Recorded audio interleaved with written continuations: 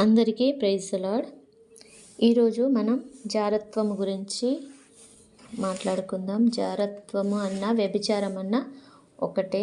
అయితే మనలో చాలామందికి మంచి మంచి భార్యలు ఉన్నారు, మంచి భర్తలు ఉన్నారు. అయినప్పటికీ మరి ఎందుకో వాళ్ళని వదిలేసి ఎవరితో పడితే వాళ్ళతో తిరుగుతున్నారు. అది అది అంత మంచిది కాదు. అది మన శరీరం అనేది ఎలాంటిది, అసలు మన శరీరంతో మనం ఏం చేస్తున్నాము, అసలు తెలియకుండా చేస్తున్నారా తెలిసి చేస్తున్నారో నాకైతే తెలియదు. కానీ అలా చేయడం మంచిది కాదు. కాబట్టి మరి చూసి అయినా తెలుసుకుంటారనే ఆశతో నేను ఈ వీడియో చేస్తున్నాను. దయతో చూడండి.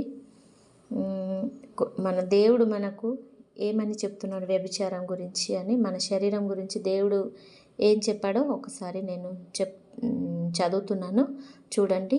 1 కొరింథియన్స్ 6వ అధ్యాయము 13వ వచనం మధ్యలో నుంచి, దేహము శరీర నిమిత్తము కాదు కానీ ప్రభు నిమిత్తమే. మన దేహం అంట జారత్వం కోసం అసలే కాదు. దేనికోసం అంటే దేవుని కోసం మాత్రమే మన దేహం ఉన్నది.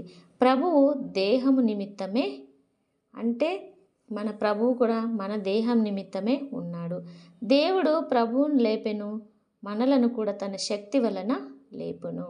మన దేవుడు మన యేసయ్యను లేపినాడు, అలాగే తన శక్తి వలన మనలను కూడా రెండవ రాకడ సమయంలో లేపుతాడు. మీ దేహములు క్రీస్తునకు అవయవములై ఉన్నవని మీరెరుగరా. 15వ వచనంలో చూడండి, మన దేహంలోని అవయవాలు, మన దేహము అనేది యేసుక్రీస్తునకు అవయవములై ఉన్నదంట.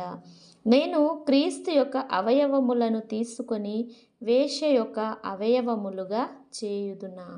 అంటే మనము ఎప్పుడైతే వ్యభిచారం చేస్తామో అప్పుడు మన యేసయ్య యొక్క అవయవములను తీసుకొని వేశ్య యొక్క అవయవములుగా చేయుచున్నాం, వారమవుతున్నామన్నమాట. అంటే మన శరీరాన్ని వేశ్య అవయవములుగా మారుస్తున్నాము. ఎప్పుడైతే పవిత్రులుగా ఉన్నామో అప్పుడు మన శరీరము యేసయ్య శరీరపు అవయవములుగా ఉంటుంది. అదే మనం ఎప్పుడైతే వ్యభిచారం చేస్తామో అప్పుడు అది మన శరీరం అంతా వేశ్య అవయవములుగా మారిపోతాయి. అవి దేవుని క్రీస్తు యొక్క అవయవములుగా ఎంత మాత్రమో ఉండవన్నమాట. నేను క్రీస్తు యొక్క అవయవములను తీసుకొని వేశ్య యొక్క అవయవములుగా చేయుదునా. అది ఎంత మాత్రము తగదు, అది అస్సలే తగదు అన్నమాట.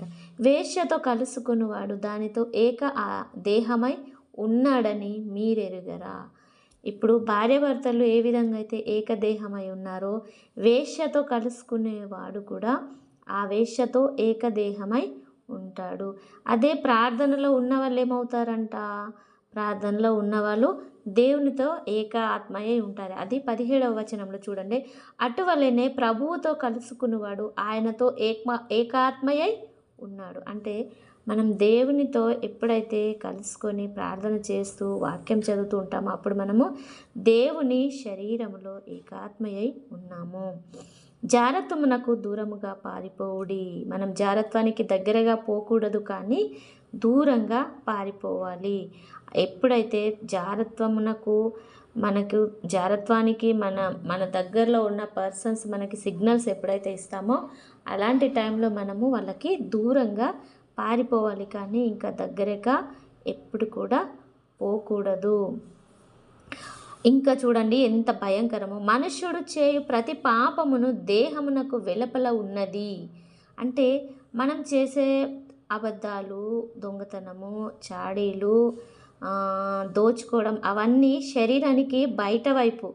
కానీ జారత్వం అనేది చూడండి, మనుషుడు చేయు ప్రతి పాపము దేహమునకు వెలుపల ఉన్నది, కానీ జారత్వము చేయువాడు తన సొంత శరీరమునకు హానికరముగా పాపము చేయుచున్నాడు. అంటే వ్యభిచారం చేసే వాళ్ళ దేహం ఎలా ఉంటుందంట, తన శరీరానికి సొంత శరీరానికి మనమే పాపం చేసిన వారం అవుతున్నాము. మీ దేహము దేవుని వలన మీకు అనుగ్రహింపబడినది. ఇది కరెక్ట్. ఎందుకంటే మన శరీరాన్ని మనము తయారు చేసుకోలేదు. దేవుడు తన మహిమతో తన శక్తితో మనకు మంచి శరీరాన్ని ఇచ్చాడు. కాబట్టి మన దేహము దేవుని వలన మాత్రమే అనుగ్రహించబడినది. మీలోనున్న పరిశుద్ధాత్మకు ఆలయమై ఉన్నదని మీరెరుగరా. అంటే అది దేవుని వలన మనకు అనుగ్రహించబడింది. మనం దేవునితో కలుసుకొని దేవునిలో ఉన్నప్పుడు మన శరీరంలో పరిశుద్ధాత్మ నివసిస్తాడు. కాబట్టి మన దేహము పరిశుద్ధాత్మకు ఆలయమై ఉన్నది. మీరు మీ సొత్తు కాదు. మనము మన సొత్తు అసలే కాదు. ఎందుకంటే విలువ పెట్టి కొనబడిన వారు కనుక మీ దేహముతో దేవుణ్ణి మహిమపరచుడి. అంటే మన శరీరాన్ని మనలని దేవుడు విలువ పెట్టి కొన్నాడు. ఎలా? సిలువలో తన ప్రాణాన్ని పెట్టి మనల్ని దేవుడు కొనుక్కున్నాడు. కాబట్టి మనము మన సొత్తు ఎంత మాత్రము కాము. కాబట్టి మన శరీరం కూడా మనది కాదు. మన శరీరము దేవుని ఆలయం.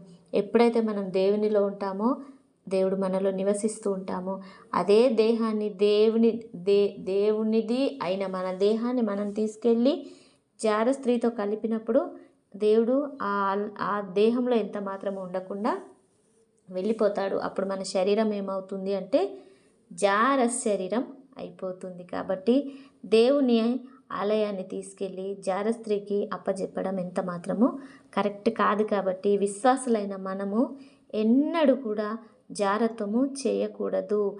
మనము